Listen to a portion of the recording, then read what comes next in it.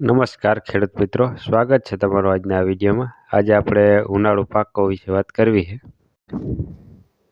તેમાં જો આપણે આજે 3 પાક વિશે વાત કરવી છે: મગ, તલ અને સોરી વિશે. અને પહેલાં જો આપણે મગ વિશે વાત કરીશું, તો મગને આપણે વાવવાનો સમય છે એનો બેસ્ટ સમય 22 થી 5-3 ત્યાં સુધી તમે વાવેતર કરી શકો છો.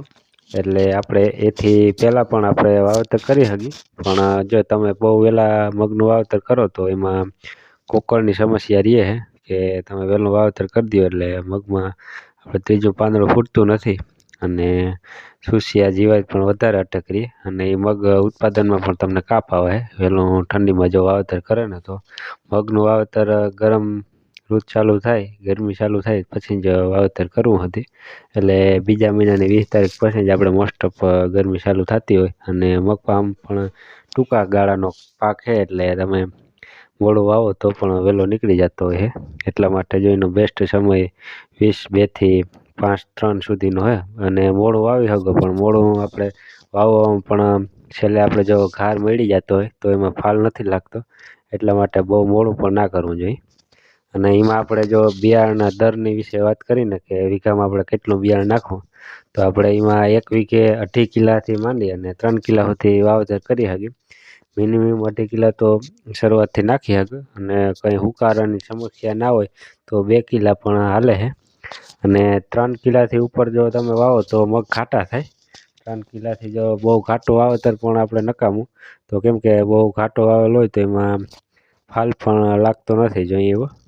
અને જો મગને આપણે પાકવાના સમયની જો વાત કરીને તો મગ 60 થી 70 દીમાં પાકી જતા હોય. બીજા પાક કરતાં મગ વહેલા પાકે છે અને મગમાં જો એકાદા પાણીની તાણ હોય તો 60 દીમાં પણ પાકી જાય. અને પૂરેપૂરું પૂરતું પાણી આપણે મળ્યું હોય ને જમીન સારી હોય તો 70 દિવસ સુધીનો સમય લાગે છે. અને જો આપણે 1 વીઘામાં ઉત્પાદનની વાત કરીને તો વીઘામાં ઉત્પાદન આપણે 12 મણથી માંડી અને 20 મણ ગાડા સુધી પણ ઉત્પાદન મળી શકે. એ તમારી જમીન ઉપર અને માવજત ઉપર આધાર રાખે છે. જો સારી જમીન હોય તો 20 મણ સુધીનું પણ ઉત્પાદન લઈ શકાય છે મગ. અને મગમાં જો આપણે પિયતની વાત કરીને તો મગને આપણે શરૂઆતમાં ઉગાવવાના 2 પિયત આપી અને મહિનો દિવસ સુધી પાછું પિયત આપવાનું નહીં. એ જો જમીન ઉપર એ તમારે આધાર રાખે. જો આછોડ જમીન હોય તો 1 મહિના કરતાં વહેલું પણ પાછું ત્રીજું પિયત આપી દેવું. અને ફૂલ જાડી જમીન માટીવાળી હોય તો 1 મહિના સુધી જ્યાં સુધી ત્રીજું પાંદડું ના ફૂટે ત્યાં સુધી પિયત ના આપવું. 1 મહિના બાદ જ એટલે 25 થી 30 દિવસે જ પાછું ત્રીજું પિયત આપવું. અને પછી તમે પાછું પિયત તમારી જમીન ઉપર આધાર રાખે. ત્રીજા પિયત કાઢી અને તમે તમારે યોગ્ય મગમાં જોતું હોય એ પ્રમાણે પિયત આપી શકો 8 થી 10 દિવસને ગાળે. જો જમીન જાડી હોય તો 8 થી 10 દિવસને, અને જો આછોડ જમીન હોય તો 5 થી 6 દિવસે પણ પાછા પિયત જોતા હોય છે. એ તમારે જમીનની અનુકૂળતા એ પિયત આપવાના. અને અત્યારે જો બજારની વાત કરીએ, હાલની બજારની વાત, તો અત્યારે મગનો 1 મણનો ભાવ 2000ની આસપાસ છે.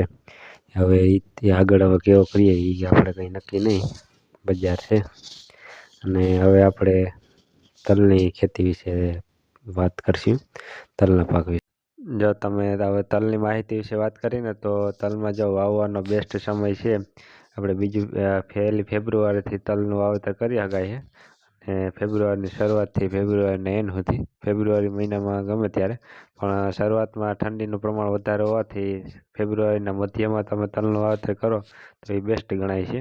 કેમ કે શરૂઆતમાં ઠંડી વધારે હોય અને એટલા માટે ઉગવામાં પણ થોડીક વાર લાગે અને તકલીફ રહેતી હોય છે ઉગવાની સમસ્યા. અને શરૂઆતમાં સુસિયા જીવાતનો પણ અટેક હોય એના કારણે તમે મધ્યમાં વાવેતર કરો તો તલમાં વધારે બેસ્ટ સમય છે.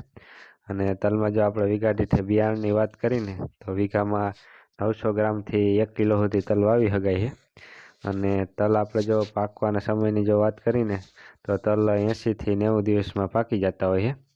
અને તલમાં જો આપણે ઉત્પાદનની જો વાત કરીને તો તલમાં 1 વીઘામાં 12 થી માંડી અને 20 મણ સુધીનું ઉત્પાદન મળી શકે. એ તમારા જમીન ઉપર આધાર રાખે અને તમારી માવજત ઉપર આધાર રાખતું હોય ઉત્પાદન જો તમે પહેલી વખત તલનું વાવેતર કર્યું હોય અને જમીન સારી ફળદ્રુપ હોય તો તમે 20 મણ સુધીનું પણ ઉત્પાદન લઈ શકો છો.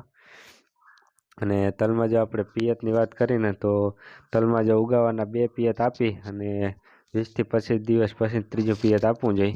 કેમ કે ત્રીજું પિયત તમે તાત્કાલિક આપો તો તલ બરી જતા હોય એટલા માટે તમારે ત્રીજું પિયત 20-25 દિવસ પછી જ આપો. અને પછીના પિયત તમે યોગ્યતા પ્રમાણે આપી શકો છો 8 થી 10 દિવસે જમીન પ્રમાણે. આછોડ જમીનવાળાને વહેલા આપવાનો હોય 5 થી 6 દિવસમાં. અને તલ જો આ તમે ફોટો જો એ ગયા વર્ષના મારા તલ હે.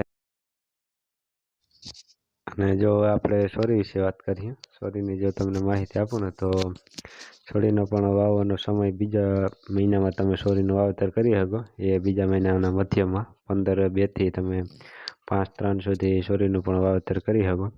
અને સોરીમાં વીઘા દીઠ વાવવાનું પ્રમાણની વાત કરીને તો એમાં 3 કિલોથી માંડી અને 3.5 કિલો સુધી 1 વીઘે તમે બિયારણ નાખી શકો. અને સોરીનો પાકવાનો સમય છે 65 થી 75 દિવસ. છોડી મગ કરતાં મોડી અને તલ કરતાં વહેલી પાકતી હોય છે. અને સોરીમાં ઉત્પાદનની વાત કરીએ તો 10 થી 20 મણ સુધીનું ઉત્પાદન તમને મળી શકે છે. અને બાકી તો તમારી માવજત ઉપર આધાર રાખે છે. અને છોડીનું વાવેતર પણ આ વખતે થાય છે કેમ કે છોડીનો ભાવ પણ અત્યારે સારો એવો છે 3,000ની આસપાસ. ને ભાવનું તો કંઈ નક્કી ના હોય પણ ઘણા વર્ષો પછી આવો ભાવ થયો છે. આવો ભાવ ક્યારેય થયો નથી. અને જો અત્યારે તમે તલ, મગ અને છોડી ગમે એ પાક વાવી શકો. ત્રણેયનો ભાવ સારામાં સારો જ છે.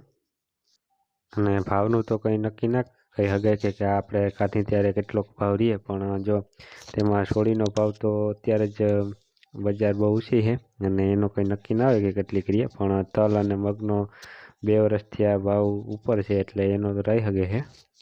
એટલે તમે આ 3 પાકમાંથી તમે ગમે એ પાક વાવી શકો છો તમારી યોગ્યતા પ્રમાણે. અને બસ જો આજના વિડીયોમાં આટલું. જે કોઈ મિત્રો ચેનલમાં ન હોય તો ચેનલને સબસ્ક્રાઈબ કરજો. બસ જો, ધન્યવાદ.